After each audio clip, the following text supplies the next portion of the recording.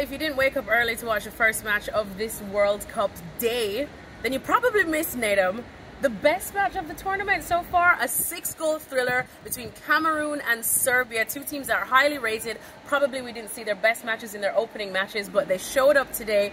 Who would be happier with this point, though? I think it has to be Cameroon. I think when you look at Serbia being 3-1 up and they were playing the way that they were, which was really impressive, to then give away 2 goals in the way that they did, you know, by the end, I think they're hanging on for the point. But you can't, to give away a 2-goal lead at that point, you know, that sets you up for that third game in a far different way to destroying itself. So I think they'll be disappointed. Obviously, it's a better performance than they had in the first game when they played against Brazil. And a few people looked at them and thought, you know, this is kind of underwhelming. But it's great to score 3 goals. It's terrible to concede 3. But in the end, it's a point, and they're still in with a chance going into that final game. Well, like I said, probably the best game so far of the tournament. What do you think? And we saw 6 goals. Which one did you like? 6 goals is special for me. I'd say the Aboubakar one, where he flicks over the goalkeeper. You know, when you're going through one-on-one and flicking over the goalkeeper shouldn't be something that's in your mind, but he flicked it, and I was in the room with people, and I said, oh, I really hope that goes in. I really hope that goes in. The flag went up. I said, I wonder if it's onside. And it was. It's an absolutely incredible finish. And it sort of set the ball rolling for what would be a very strong 5-10 minutes from that point. So I think it's for me possibly the goal of the tournament. I know there's a Richarlison one. Yeah. You know, you could talk about the one for Argentina, but I like that one a lot, but maybe that's my West African bias kicking in. Fair play. I do love Enzo Fernandez's goal for Argentina. I'll say that one. But that one is a very cheeky goal. We love a bit of cheek.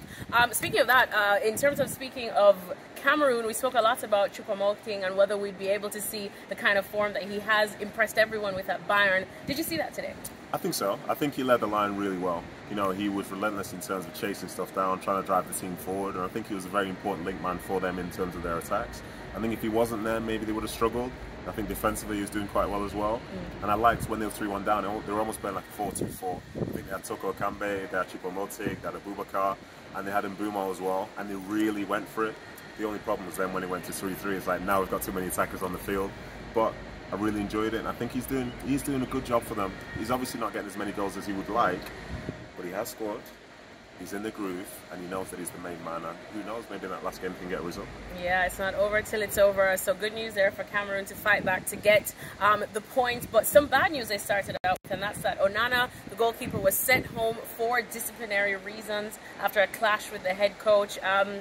How big is this, do you think? Because this is a huge miss, a huge figure as well, and he's your top goalkeeper. Yeah, he is. And, you know, obviously conceding 3 as soon as the main goalkeeper's not there would be cause for concern. But I think ultimately, you want everybody to be on the same page and to understand what the goals are, because if you have 10 plus 1, it's not the same as 11 pulling in the same direction. And I think this is, for me, is the definition of a developing story. We're not quite sure exactly what's happened. And in time, maybe we won't know, because we'll definitely hear the coach's side. We'll definitely hear Onana's side, but where does the truth lie within that? So it's a shame for them, and he's such a prominent player. People want to see, but for Cameroon, they've just got to press on. It's business as usual and try and get that result in the third game. Well, Brazil are going to play tonight against Switzerland. You had Brazil getting out the group, as I think everybody did. So did Switzerland. You're a Swiss expert. Serbia, a lot of other people had getting out the group. People could argue that they may have the easier final match now with Cameroon going up against Brazil. We'll see what Brazil throws out tonight, but how do you see this group shaping up? Do you know what? I'm happy to say that I don't know.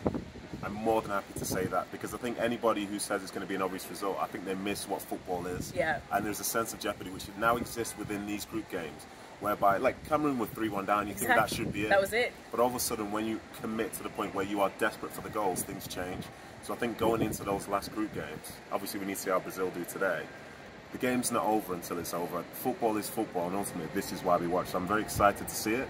If I'm wrong, that's fine. That is absolutely fine in terms of my predictions, but I think it makes for a great match day, and you've got to stay tuned.